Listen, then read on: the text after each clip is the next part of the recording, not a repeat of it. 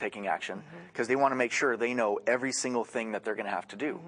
When in reality, sometimes you don't know every single step you're going to have to take, but by taking a step, the next step reveals itself. And a great analogy for this is go to like a rock climbing wall, right? And go to one of those rock climbing gyms, go to the wall, and what you notice is that you just got to like grab a hold of the first handhold and the first little spot to put your, to put your foot. And then you raise yourself up a little bit. And then that kind of says, okay, where's the next place I can reach? Okay, boom, and that gives you another handhold, reveals itself. And versus you don't standing necessarily there looking at the whole wall being overwhelmed, which is what I think some people tend to probably do. Exactly. So you want to kind of, start taking action even before the whole path is laid out.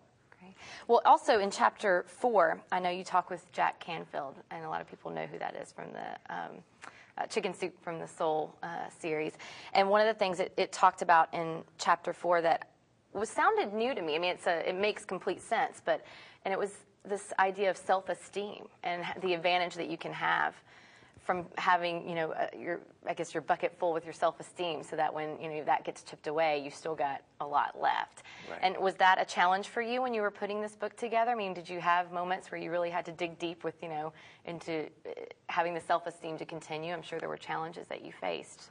Yeah, it kind of has a little bit to see what self-esteem does. I think it gives you a sense of self-assurance and self-confidence that you can do what it is you're attempting to do. And it's very difficult if you think about it.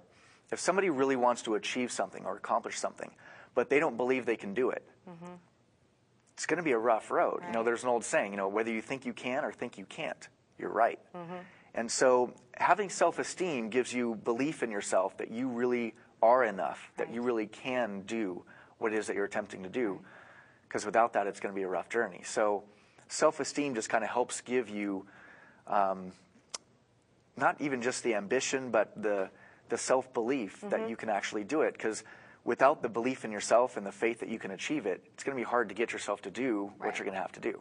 It's always comforting, too, I think, when you hear that, here are these millionaires and success stories, and they struggled, with these things. And so you feel, I think it makes it very human, if you have a passion and you're trying to decide what to do about it, and then you hear these people that are really, at the end of the day, just like, you and I, but they just have some things that they did that led them to this success, which again gets back to what this book, I think, is all about. Right. That, you bring up a great point there, because a lot of people think that, well, these are millionaires, of course they can do these things. Well, no, they're just people, and they became millionaires by being somebody who took action and going after what they wanted in life. So, that's another interesting aspect to this too, is, not just from doing this book, but as a result of doing it, I've been able to be around, I've taken private jets with multimillionaires to, Costa Rica, and I've done a bunch of different things. I've been able to hang out with a lot of very successful people, and they're all just people. So there isn't like, oh, well, they can do it because they're something special or different, or they're more enough than you are. No, they're a person, you're a person. If they can do it, you can do it. And one thing I wanted to mention on that note is that since these are people just like you and I, and they have a lot to tell us that is relative to what we're going through, or ideas we're thinking about and needing direction. And you've done something, I think, that's just great, so that everybody can hear what they have to say, which is you're offering a free ebook for this, and I just wanted you to tell us about that. Yeah, absolutely. If you go to the website www.freemillionaireebook.com, you can get yourself a free copy of my Conversations with Millionaires, the ebook version. So again, that's www.freemillionaireebook.com. That's great. Well, hopefully you will check that out, and you can see some of the fascinating stories and information that some of these fascinating people have to share with us on being your own success story. We're not done. We have more with Jason Oman when we come back, so stick with us. We'll be right back with more Cover Stories.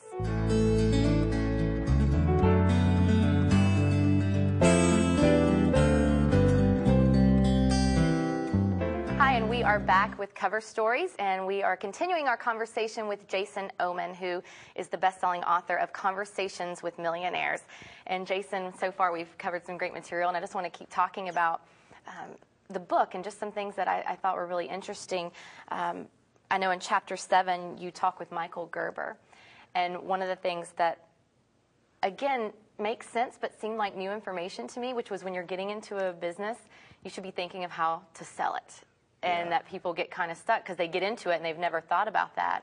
and then they do get stuck. And again, it makes sense, but it seemed like new information, from an entrepreneur and hearing that advice. Right.